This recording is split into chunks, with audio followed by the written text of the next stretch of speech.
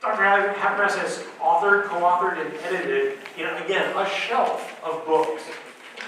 A shelf of books, including titles such as The Case for the Resurrection, Beyond Death, and Dealing with Doubt.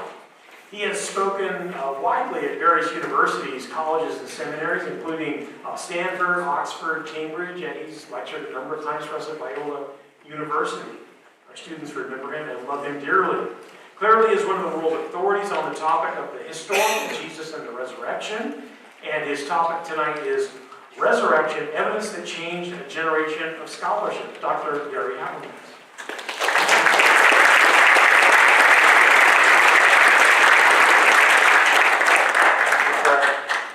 Glad to be with you folks tonight. Since there's a little bit of rivalry here among schools, you didn't mention Houston either. I didn't see the banner. Yeah, but I will say this, he wants to start a PhD program. We've had one for about 7 years. PhD in apologetics. In fact, we've already graduated about 15 people. We have 100 people in the program. So, if you want a really good school, no. Glad to be here with you. This is a very special occasion because I just enjoy the opportunity to minister. Apologetics is one thing. I mean, we often think that apologetics, philosophy, and a few other fields kind of feed the mind. But I started getting convicted probably 20 years ago, and it's been growing over the years, that if apologetics doesn't translate to ministry, we're not doing our jobs. And if we're not uplifting Christians, and if we're not, I love Greg Koppel's line, if we're not putting stones in people's shoes, where they might go away and be thinking about the things we talk about, I think we're not doing our job. Now, I'm also prejudiced because I think clearly the single most important evidence in the New Testament that's used for the truthfulness of Christianity is the resurrection of Jesus. The resurrection comes up in over 300 New Testament verses. It's related, it's not just the two big topics, it's not just related to salvation, the indispensable part of the gospel, but it's also the number one evidence in Scripture, but it's also tied to almost every area of theology, and it's also tied to almost every area of practice in Christianity. It's because Jesus has been raised, this follows. And you can put almost anything there. Because it accredits the words of Jesus, so you want to know what Jesus taught. There's history that backs it up, and so on and so on. I used to have a student years ago. I have to always stop and think where I am. I guess if you go somewhat due north of here. I'm from Detroit, and if any of you are from Detroit, you may agree with me that Detroit's a great place to be from. But I did live for 3 years in Montana. And I had a student while I was in Montana. And he wasn't the best student we had, but he's a pretty cool guy. I really liked him. He was friendly, just wasn't a good student. And he said to me one time, I taught church history in those days. I had a full load of apologetics, but I did teach a couple of church history courses. And you know how history exams look, right? With a lot of blanks, names and dates. And he said, whenever I take one of your exams, true story, whenever I take one of your exams and I don't know what word goes in the blank, I put the word resurrection. And I know I will get at least half credit. Now, the reason he would get half credit is because Habermas thinks the resurrection is related to everything. So I have to think about, what it's got to do with Luther or Calvin or something. But I mean, sure, they must have said something about it, so we'll give him half credit. And when he took my exams, he usually got half credit. In fact, one of the last exams he took for me, he went down the true false. I don't think he even read it. He just went TF, TF, TF, TF. He got to the fill in the blank and he wrote resurrection, resurrection, resurrection, resurrection. Flipped the page, resurrection, resurrection, resurrection. Did it about 6 times and turned the rest of the exam in blank. So you got like an 18 or something. That same school that I was teaching at in Montana, they put a skit on one night, and it was kind of a spoof on professors. And my son, who was just a little tiny guy at that time, they said in the skit, not a true story, but they said, yeah, we saw Rob walking down the street, and we said to Rob, Rob, beautiful day, isn't it? And Rob said, what does that have to do with the resurrection? So you know, my kids were getting around the house. Well, the resurrection is just that central. And with the resurrection, I think Paul says this, 1 Corinthians 15, 12 through 20. With the resurrection, we have everything in Christianity. Without the resurrection, we don't have Christianity. It's all or nothing. And that's what I want to talk to you about tonight. I'm talking about evidencing the resurrection.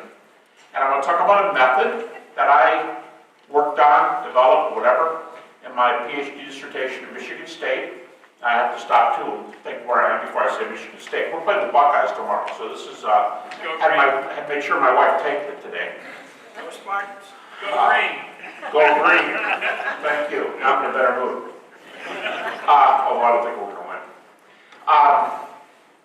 So I was in Michigan State, and about half my committee thought the resurrection was, had a good chance of being true, and the other half of my committee definitely did not believe it. And the person that was the most complimentary of my dissertation was a Jewish history professor.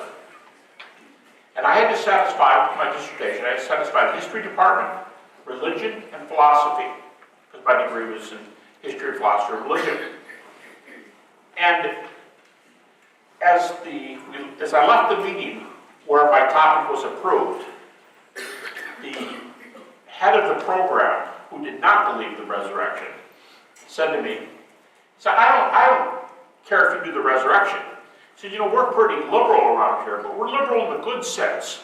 We don't care what you do as long as it's defensible. We don't care what side you come down on, conservative, liberal, whatever. Just do it for a reason. And he said, therefore, don't tell us the resurrection happened because the Bible said it happened. And he started to walk away like, have a good day. And I thought, don't tell me it happened because the Bible said it happened. Now, I'm going to explain probably the most important single point in the minimal facts argument that I kind of molded around his challenge that day. And the minimal facts argument, people don't understand this point. I would say on college campuses, at secular groups, I will say, I am not going to assume the Bible is inspired. Because for my purposes, if it isn't, it doesn't make any difference for my argument. But I'm not even going to assume the Bible is reliable. Because if the Bible is unreliable, you can still get this argument. So I call this argument the heads I win, tails you lose argument. And I say this on campus all the time, and anymore it's kind of a neat thing when I go to state universities. I'm often co-sponsored by a Christian group on campus and a free thinkers group on campus. They both sponsor me. They've both been given flyers out. In fact, I was at the University of Iowa a few months ago, and the other side had t-shirts on, University of Iowa Atheists. And they helped pass the brochures out. They didn't know this that night, but one of their faculty sponsors is a well-known skeptic, Evan Fales. He's a very well-known philosopher. And that night I ended up having dinner with Evan, and he and I hit it off just incredibly. You would have thought we were Vietnamese buddies. I mean, we were laughing and cutting up and joking around by the end of the night. And after I gave the lecture, same one I'm going to give here, I said, Evan, he sat in the front row right about there. I said, Evan, why don't you come on up afterwards, and you can have 10 minutes to respond to my lecture. I won't even talk, and then you and I can dialogue up here in front. He said, I'll do it. And the atheist part of the group that was sponsoring me, they were just so impressed. And people heard them before the meeting, they were saying, they asked Evan if he wanted to come up. They're going to give Evan a slot up here. And they just thought it was so cool that we would give them a say. There were like 800 people there for this thing. And we dialogued. When it was over, we had a photo shoot. It was hilarious because he would like hang on my shoulder and make faces, and it was a great time. But I truly believe that if you're going to minister and use something and take it, you can catch more flies with sugar or honey than you can with vinegar. And so I try to befriend the folks that I chat with. And so he knows this argument, and I use this. I used it for the dissertation. And the point is, when I say this, when I say I'm only going to use verses which critics allow, I'm only going to use texts, and then I say I'm going to go to 1 Corinthians 15. Here's the response from folks who don't understand what I just said. And they're usually the mythicists. I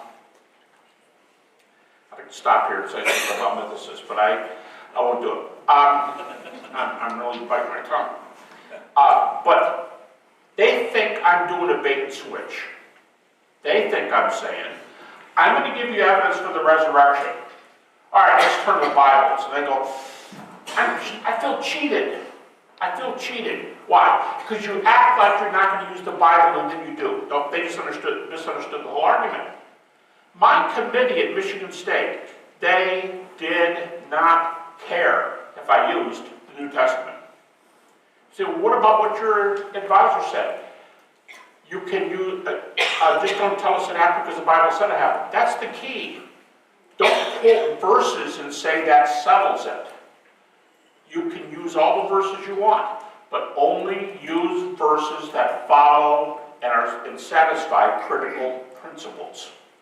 If you go to Bart Ehrman's works, best known critic in North America, if you go to Bart Ehrman's works, if you don't cite verses, he will. He'll use more verses than you use. So here's the difference. You may cite them because they're in your book and you believe your book's inspired. That's fine. But he cites them because they stand criticism from applying rules to the text, critical rules. So I'm only going to use two texts tonight. Virtually every scholar now, not people who call themselves scholars who aren't, they're writing blogs from their parents' basement. And all of a sudden, because they got a blog, they'll tell you they're published authors. Folks, you know how common this is. And then there's a lot of anger that goes along with it too. Since they don't have arguments that refute your arguments, you present arguments, they present anger.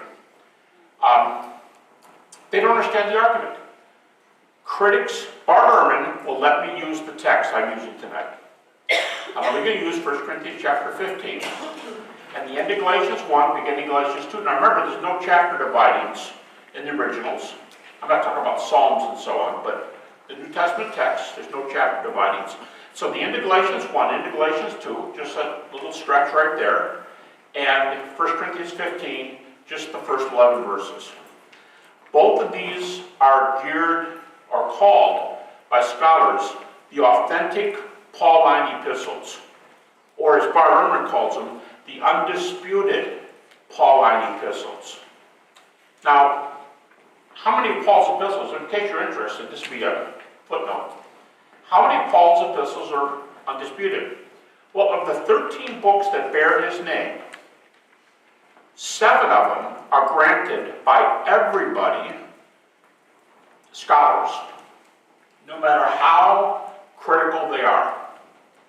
No matter how critical. Bart Ehrman will give you all 7 books.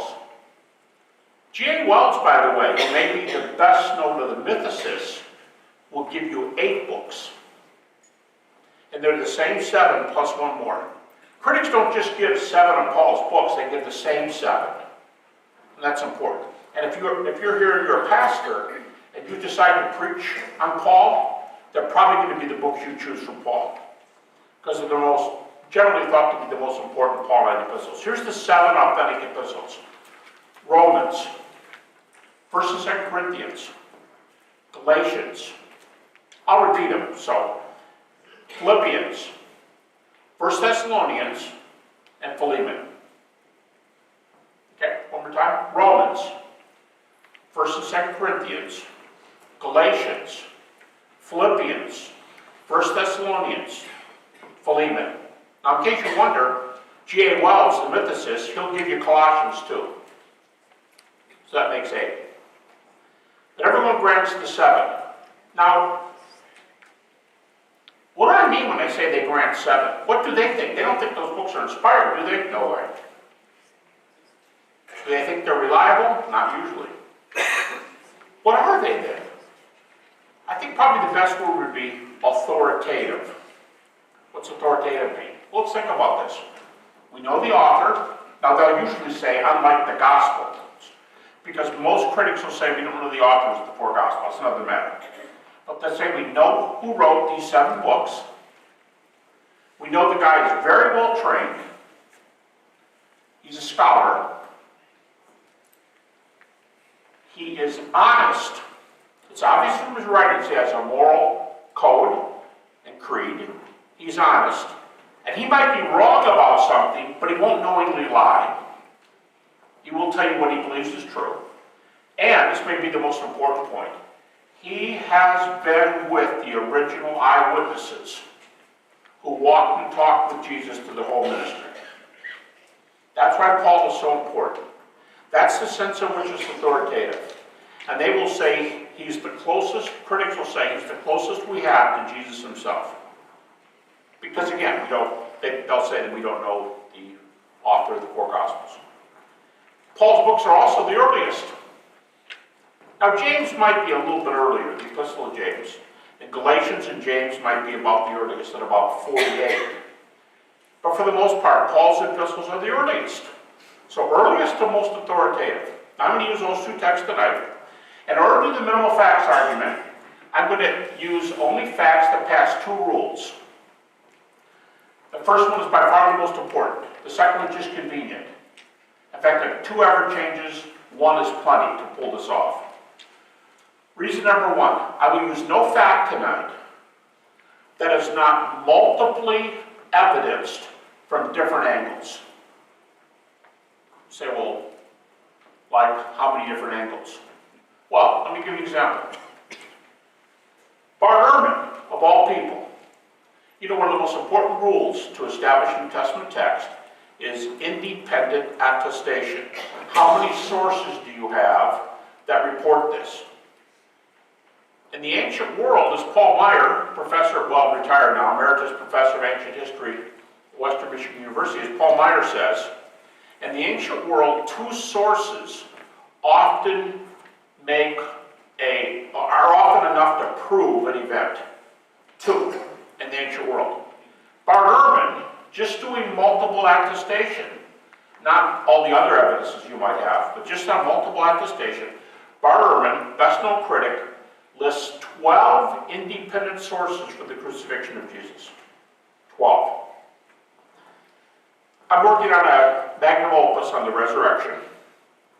I'm projecting this thing at 3,500 pages, 3 huge volumes. I've written 800 pages. I've got another 1,000 that are written, but they have to be edited. So that's about half the book, half the 3 books.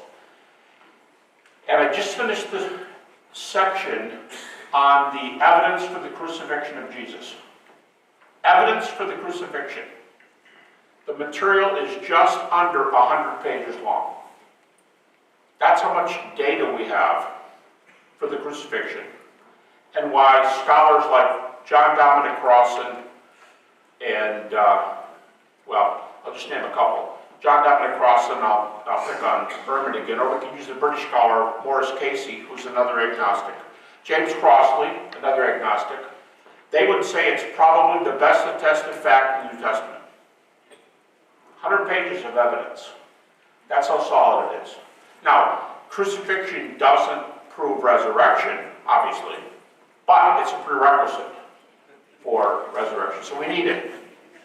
I'm going to start there tonight, in just a minute. I'm going to spend the rest of the night walking off the timeline here, and crucifixion is going to be down there. So, how many of you have seen this timeline lecture before, either online or in person? Okay, a lot of you. How many of you have seen this more than once? A lot of you. Anybody seen it more than 3 times? A lot of you. Okay. Why are you here? Love you. Thank you. Thank you. What is your name? Pardon? Todd. Todd. T-O-D-D. Todd. You know what? I am deaf. Todd. Todd. time. I had literally lost 75% of my hearing. So my wife told me 100 times, don't go out of the house without your hearing aid. I have only put it in one ear because this ear doesn't work whether it's a hearing aid or not. My dad said I should fill it with cement and ignore it. I walked out of the house. I brought a spare battery, but left the hearing aid on the table. We sat down, I'm asking how many of you have heard this. Todd was already sitting here when I sat down. He said, are you doing the timeline lecture? And I said, I am. He goes, good, I love that thing. In fact, I've given that lecture before. So that's what we want to do. There's nothing difficult in this lecture. It's just, history. It's just that there's a lot of data. But you can give it to anybody. I have given this lecture to as young as 11-year-olds, a class of 11-year-olds. Given it to a class of 14-year-olds. And I gave a Shroud of Turin lecture, which is, close, to second graders one time. And of course, they paid attention because all the photographs were bloody. So they thought it was cool. All right, so that's the first principle. We'll only use data that's multiply evidence. The second one is, because it's multiply evidence, think about the topic tonight, the resurrection evidence that changed your generation. The second one is, critics, a very high percentage of critical scholars will allow all of my facts. They'll allow them. Well, how do you know? I love it when skeptics do that at universities. How do you know? And I'll say, I counted. Have you? Years ago, I started with a list of 1975 to date, all the important resurrection books. My bibliography is 3,500 sources long. I went through about 2,000 of them in detail. I took notes on where scholars were on 140 subtopics on death, burial, resurrection. And the notes on where scholarship alone are 1,200 pages long. I'm just saying there's a lot of data out there. But I know head count. I know about where people are percentage-wise. And so the second principle is most scholars will agree with you. What percentage? Well, I'm going to use just a half dozen facts approximately tonight. And 90-some% of scholars agree with them. The main ones I'm going to use, the fact that there was a crucifixion and that the disciples thought they saw Jesus alive after his death. Those two are probably the most widely allowed facts in the New Testament. And I would say the percentage of admittance among critics is between 95 and 99%. So my argument is, each fact is attested by multiple evidences, and that's why the critics allow it. Now let's say starting tomorrow, critics don't grant it anymore. They're tired of allowing it, and people keep getting them in the corner because they allow the data. And they go, I don't allow it anymore. Bart Ehrman just recently changed his view on the empty tomb. He used to allow the empty tomb. He was starting to admit too many things. And so in his last book, he tells you why he changed his mind. Let's say they all start changing their mind. The first reason is the most important. I will only use facts that are multiply evidenced from a number of different angles. All right? One more illustration, and I'm going to start on the timeline. 2 summers ago, I was dialoguing with James Crossley. James Crossley is an agnostic New Testament professor. He calls himself an agnostic unbeliever. He says belief-wise, he's about exactly where Bart Ehrman is in the States. It's very well known in England. By the way, he's an agnostic. You know when he dates the Gospel of Mark? He did his dissertation on this. He dates the Gospel of Mark to about 40 AD. His mentor, Morris Casey, dates Mark to 40 AD for totally different reasons than James Crossley does. So there's 2 sets of reasons for 40 AD. And Crossley puts Matthew at 50 to 60 AD. They predate evangelical dates. So we started the dialogue, and the moderator said that we did 2 short dialogues. The first one was called "The Minimal Facts Evidence of the Resurrection of Jesus." And by the way, this is on the Unbelievable program. You can get them online. We were both live in the London studio. And Justin Briley said, the minimal facts indicate that the resurrection occurred. He said, Gary, how many facts you can use today? I said, I'm going to use 6. I changed the numbers because critics will give you more than the number I use. So I'll just play musical chairs, and depending on who I'm talking to, I'll take different facts, as long as they're from this group of well-attested ones. He said, okay, 6, go ahead. I named the 6. I didn't even give any evidence. He said, okay. He said, James, what do you think? And just like this, James Crossley said, I'll concede all 6 of them, no dispute. Just like that. And then Justin, moderator, said, okay, good way to start. And James said, can I say one more thing?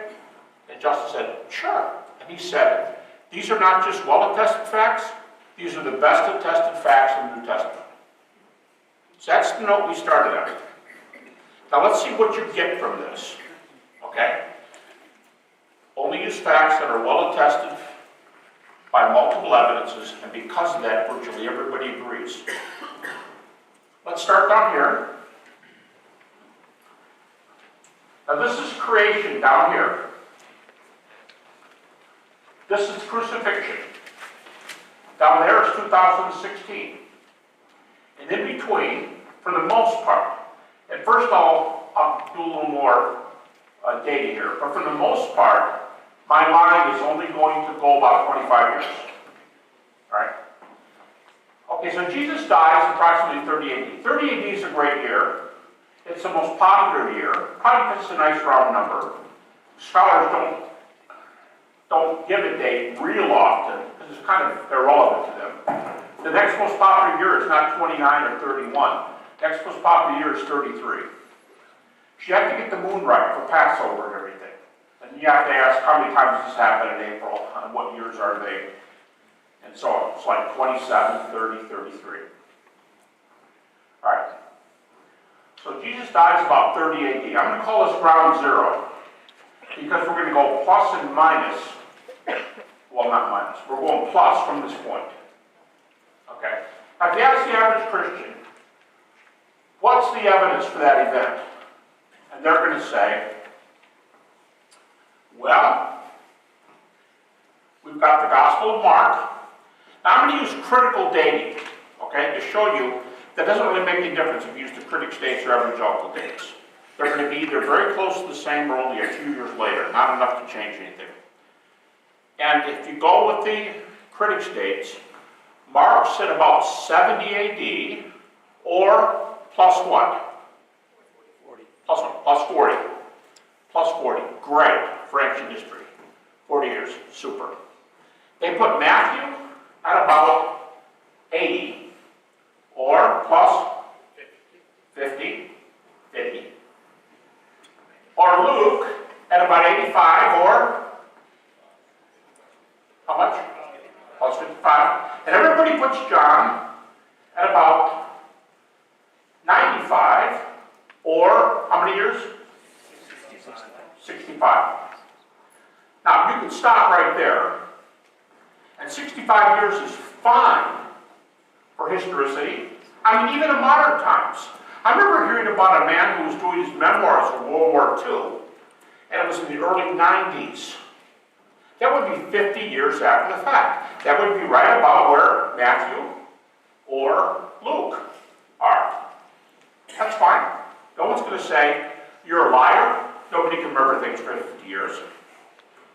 I won't embarrass anybody here, but how many can remember things from 50 years ago? And you know the crazy thing about some of them who raise their hand, they're not even 50. Okay. No problem remembering things from 50 years ago. It's not an issue. In fact, Bar Ehrman, when he lists sources for the historical Jesus, do you know how far he goes? 100 years. He goes from 30 AD to 130 AD. Well, guess what? All 4 Gospels are in there. Now, we could give reasons for this, but that would be the reliability argument. That's the other way that evangelicals argue for the Gospels, or the New Testament. And let me just say, I have no problem with the reliability argument. I don't think it's strong, but I think it's a good argument. And it complements a minimal facts argument. A reliability argument is a top-down argument.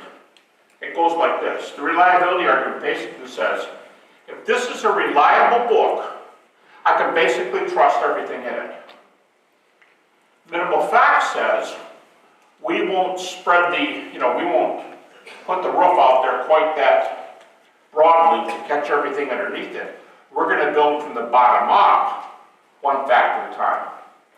So if the reliability argument is kind of a roof spread over the facts argument, the minimal facts argument is a brick wall built one brick at a time from the bottom up, with every brick being a fact. If you want two illustrations of what I'm doing. The Habermas goes 100 years, so we're fine. Now, I debated a pretty well-known atheist. By the way, last summer I had 2 rounds with Michael Roos, very well-known atheist. But a few years ago, I was dialoguing with Vic Stinger. He's deceased now, but you might know Vic Stinger, pretty well-known atheist. And we were dialoguing, and we're in the dialogue part, and he got to speak before me. We had 2 lecterns up here, and we're about 15 feet away. And he said, the Gospels are lousy sources. They can't be believed. They're way too late after the events they record. And it bugs me. I get kind of steamed a little bit when people say things. I don't think he was saying anything that he thought was false. He probably thought it was true. But it bugs me when people give false data and speak like it's true. Especially because there were about 500 there. It was at New Orleans Baptist Seminary. It was on a Saturday. And a lot of those guys are seminary students. And I know what happens to people when they have grounds for doubts. I've written 3 books on doubt, and know what happens. And I can't stand someone saying something, so it was my turn to say something that's not true. So when it was my chance, I said, so the Gospels are too late, right? He said, yeah, they're too late. Can't be much true, can there? Can't be much true. So what do you think about Alexander the Great? Yeah, good source. Well, how much do we know about Alexander? A lot. Do you? Yeah, a lot. Do you have any idea how long Alexander comes after the sources come after his death? Nope, he didn't know. Yeah, well, don't debate it, you don't know what you're talking about. If this is Alexander's death from about 320 AD, here's the earliest. There are earlier written sources, but we don't have them. Here's the earliest source, and I don't mean a inscription in a rock, I mean a good-sized text. Here's the earliest source for Alexander's death on this timeline. Earliest source. Now Mark, we know, is too late. We know he's too late. He's too late. John's too late. But Alexander, he's special.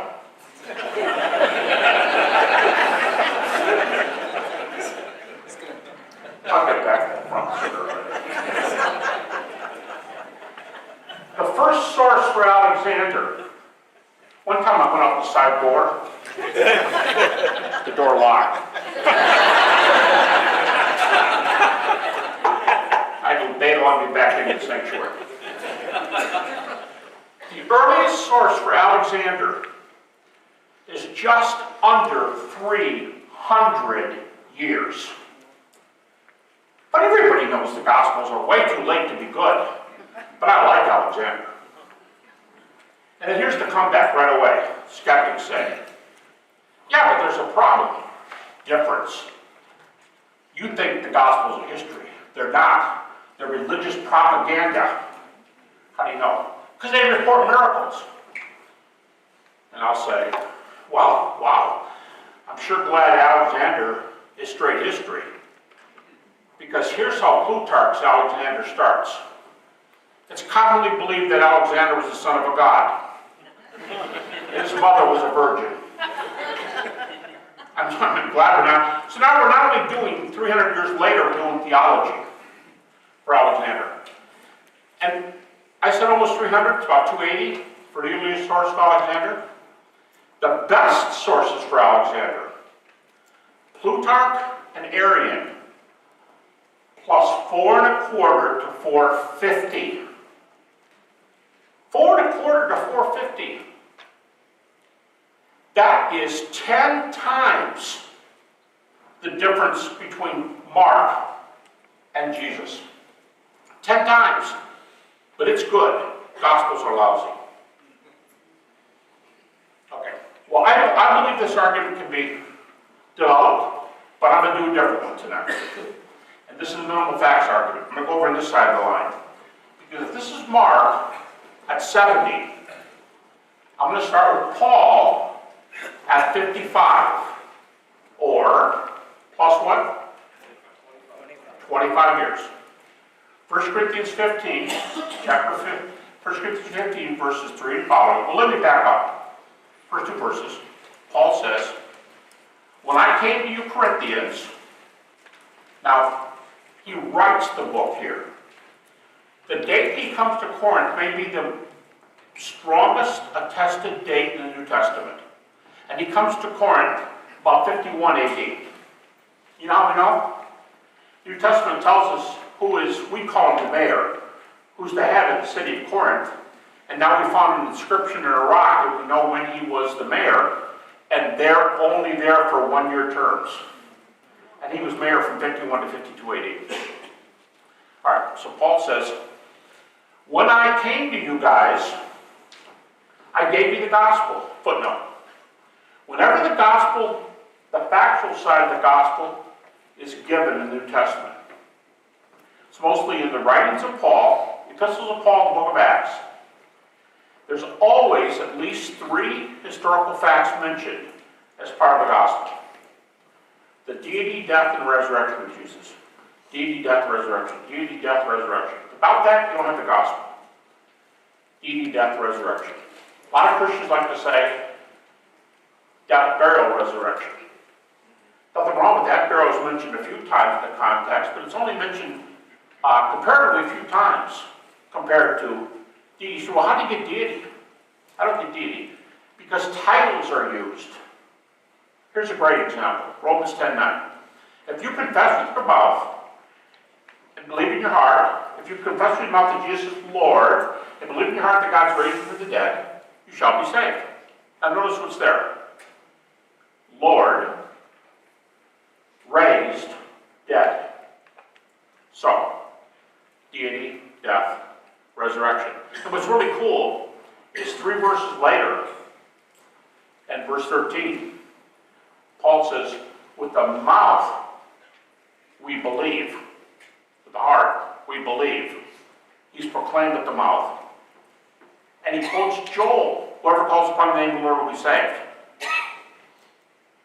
In that text in Joel, do you know what the name for God is in the Old Testament? Jehovah. So when he says, confess with your mouth that Jesus is Lord, how much Lord? Jehovah. It's pretty high Christology. Son of God, died for his sins, rose from the dead. Lord, died for his sins, rose from the dead. And there's the human side. What are you going to do with them? Have you said, I do, to Jesus? I use that phrase because in the West, that's, well, many parts of the world, that's the closest we have to an affirmation of total commitment. You know the words, better or worse, rich or poor, sickness and death. I mean, in sickness and health till death do we part. That's commitment. And Paul says, have you done that with Jesus? Now, this one is a doctoral dissertation, but I'll just tell you the conclusion. In the New Testament, there are dozens of passages which are early creedal passages, synonyms, almost synonyms, they're not quite synonymous, but almost synonyms would be creeds, traditions, or confessions. And they are the answer to this question. I think it's the most exciting question in the New Testament. Here's the question. Of what did earliest preaching consist between the years of 30 and 50 AD? I think it's the most exciting question. How far back does this resurrection message go? of what did earliest preaching consist before there was a single New Testament book? Now, what do you do when you don't have a New Testament book? Well, it almost doesn't make any difference, because most New Testament scholars today believe that up to 90% of Jesus' listeners were illiterate. 90% of Jesus' listeners may have been illiterate. Now you folks tell me, if someone's illiterate, think of a little child. If someone's illiterate, could they know the words to Just As I Am? Could they know the words to Amazing Grace, How Sweet the Sound? Could they know the words to a little ditty like Jack and Jill went up the hill to fetch a pail of water. Jack fell down and broke his crown and Jill came tumbling after? And they can't read? But they know the little poem or little whatever? Yep. They can sing the song? Yep. That's how they taught in the early church. They did things in short synopses so that people could remember the most important facts even when they couldn't read or write. And there's dozens of these in the New Testament. Paul tells you there's one here. It's 1 Corinthians 15:3. He said, I delivered unto you that which I also received, and listen to this, as of first importance. I gave you what I received as of first importance. Nothing's more important than this. He says that Christ died for our sins according to the Scriptures. Christ is the title. Was buried, rose again from the dead the third day according to the Scriptures, and appeared. And here comes a list of appearances to three individuals, three groups. Now Paul attaches his name to the end. Everybody agrees he adds his name to the end of the list. But he makes the third individual, Peter, James the brother of Jesus, Paul, and three groups. There's the 12. There's a group called all the apostles. And there's a group which he identifies as the 500. And he says 500 brethren. Like the feeding of the 5,000, which says men, there would have been 8,000 people there if you count women and children. And if he literally means brethren, and not just using the male sense there, it could be 500 men, it could be 800 people at that appearance. So that's good to remember.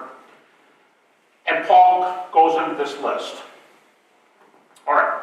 Paul says, verse 3, I gave you what I was given. When did Paul receive this material? This is the part I can't unpack for you today. We could work on that for a whole lecture or a whole dissertation. But critics, remember the name of the lecturer, Change of Generation? Critics believe today. In fact, there's more than one source that says the consensus New Testament position, is that Paul received this material at about +5. +5. Folks, there's like nothing like this in the ancient world. +5. This is when Paul hears it. Now, how do we know this? Well, now oftentimes in my lecture, somebody will say to me, I don't remember Paul telling us the date. Well, do the math.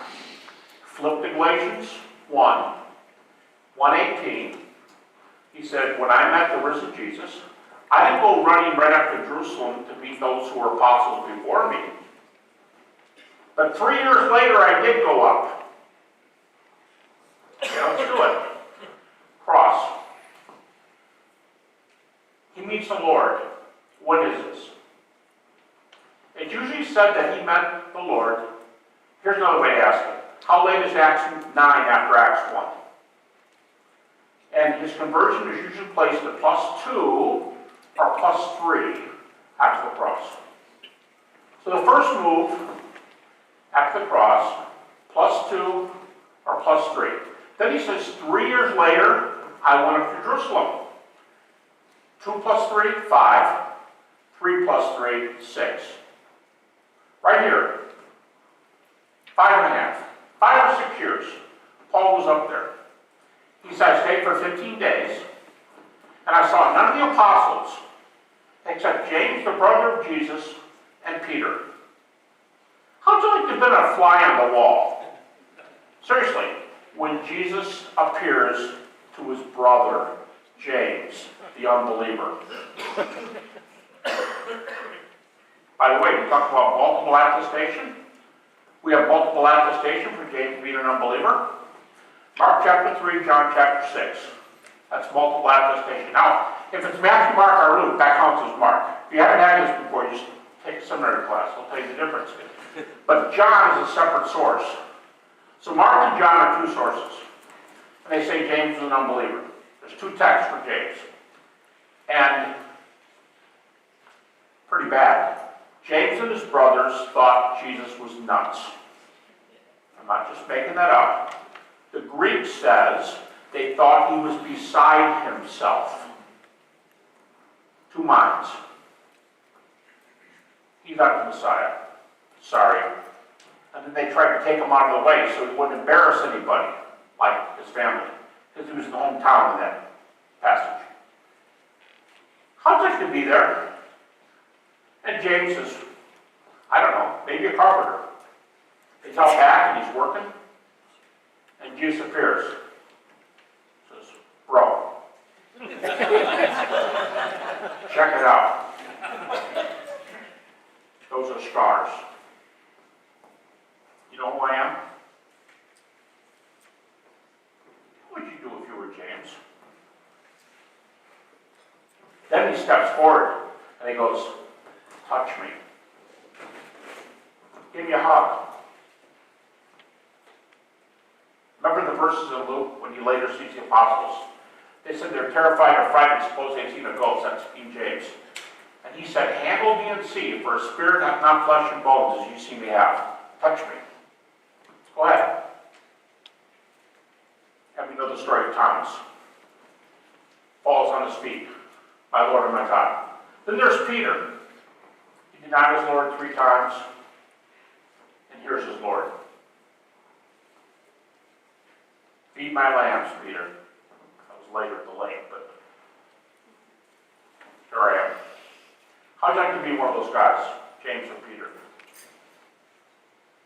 And he sees him here for 15 days. Now, there's a Greek word in this text. Galatians chapter 1, verse 18. The Greek word is hysteresai.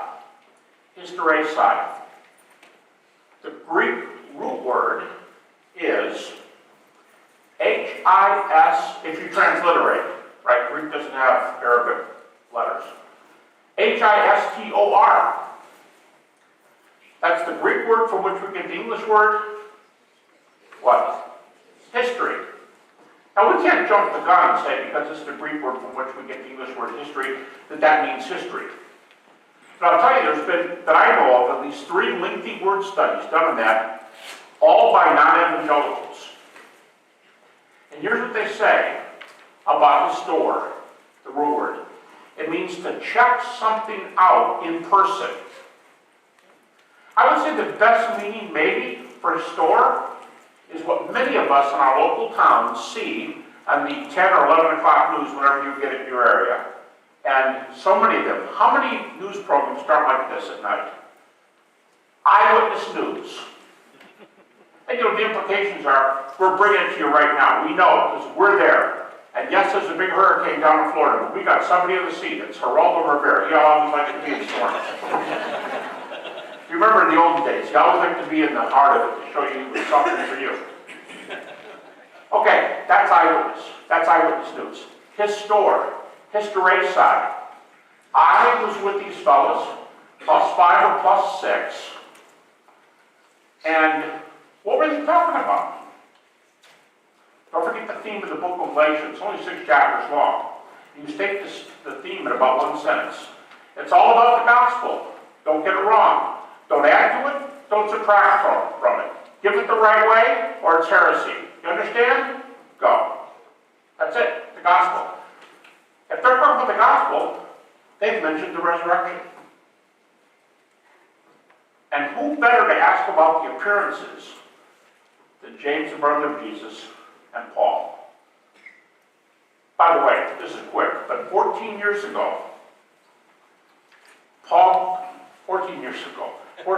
later, Paul goes back up to Jerusalem. And who's there? James is still there. Peter's still there. And John is there. Of course, not to mention Paul. Why are those four important? James, Peter, Paul, John. Maybe somebody else was present. Could have been Peter, Paul, and Mary. Seriously, she was probably there too. But they're there. And what's so important about these big four? They are by far the most influential Christians in the early church. If you want to go to the most authoritative person in the early church, go to one of those four. Two of them are part of the 12, Peter and John, and two are later made apostles, James, the brother of Jesus, and Paul, both unbelievers and skeptics of different sorts. Four. And what are they talking about? Galatians 2:2. I went up 14 years later. Critics put this about 48 AD, so about plus 18. I went up about plus 18. I presented to the apostles the gospel I was preaching. Why? To see if I was running or had run in vain. Well, what? Well, yeah, I just want to make sure we're all on the same page. This is why Paul's works are so important and so authoritative. The best thing Paul gives us is that he knew these guys. And he asked them about the resurrection appearances because he set before them the gospel. There's no gospel without resurrection. They had to discuss resurrection. Habermas says, Paul spent, now he's talking about that one, but he says Paul spent 15 days with the eyewitnesses. And then Bart says, I'd like to spend 15 days with Peter and Paul. Is it Peter and James? And then Habermas says this, where do we get closer to eyewitness testimony in the New Testament than right here? It's the best insider's track if you want to present eyewitness testimony. It's because James, John, and Peter said so. Now, Paul was a witness too. So that's 4 eyewitnesses. All right, into the argument here. Paul gets this at plus 5 or plus 6. But watch carefully. This is when Paul heard it. This isn't how old the creed is. This is when Paul heard it. If he got it from Peter and James, which is a consensus New Testament position, they had the testimony before he had it. And the events on which the testimony is based are earlier still. We're right back to the events themselves. Habermas, this is why critics call these pre-Pauline creeds. What's a pre-Pauline creed? The earliest of them? What's a pre-Pauline creed? Here's the cross. When's Paul converted? What's pre-Pauline? Right there. That was a pre-Pauline creed. Meaning, it was around when he was saved. Paul didn't invent this message. Paul comes on the scene. It already existed. It's pre-Pauline. Habermas dates this material, several forms of it. New Testament, he probably dates maybe 6 different forms of it, to 1 to 2 years after the cross. You want good data? +1 or +2. Go, the critics believe this? Yeah. Habermas is 1 to 2 years. James D.G. Dunn is influential as any historical Jesus scholar today. James D.G. Dunn says, the latest it could have been formulated into Mary had a little lamb, into that form. He says the earliest latest would be about 6 months after the cross. Larry Hurtado says days after the cross. Bart Ehrman is actually liberal at 1 to 2 years. Jimmy Dunn says 6 months. Larry Hurtado says days. And I'll add this. I haven't mentioned naturalistic theories. The critics are trying to come up with naturalistic theories. They all crash and burn on facts I have mentioned in this lecture without going anywhere else. Just these facts alone. There'll be empty tomb in here. It's not as well accepted by scholars, probably 75%. I gave a lecture at ETS a few years ago, 21 arguments for the empty tomb. 21, with 2 sources are enough to establish events in the ancient world. What about 21? That's the data we have for the gospel. So let me just end with this. My time's up. Folks, the importance of this text is that, I told you the New Testament resurrection mentions almost every area of theology. The doctrine that is connected to the resurrection of Jesus more than any other doctrine is the fact that because Jesus is raised, we will be raised too. Almost 20 times in the New Testament. John says we shall see him as he is and we shall be like him. Paul says he will raise our vile body to be like unto his glorious body. We will see him as he is, we'll be like him. Let me stand with this thought. In 1992, I watched my wife die of stomach cancer. By the way, many of you know that Nabil Qureshi has stomach cancer. Please remember him in prayer, but if you haven't heard yet, he got an incredible report yesterday from a PET scan that most of the cancer has disappeared. Now, whether God's healing, whether he's given him more years, we don't know what's going on. But I know what this is about. He and I had to talk about this the other day. I watched my wife die 4 months after diagnosis from stomach cancer. And it was also 20 years ago, and things weren't as knowledgeable. Tell me, or tell Michelle, Nabil's wife, tell people who are supposedly losing their loved ones according to the stats, tell them it doesn't make a difference whether Jesus is raised from the dead or not.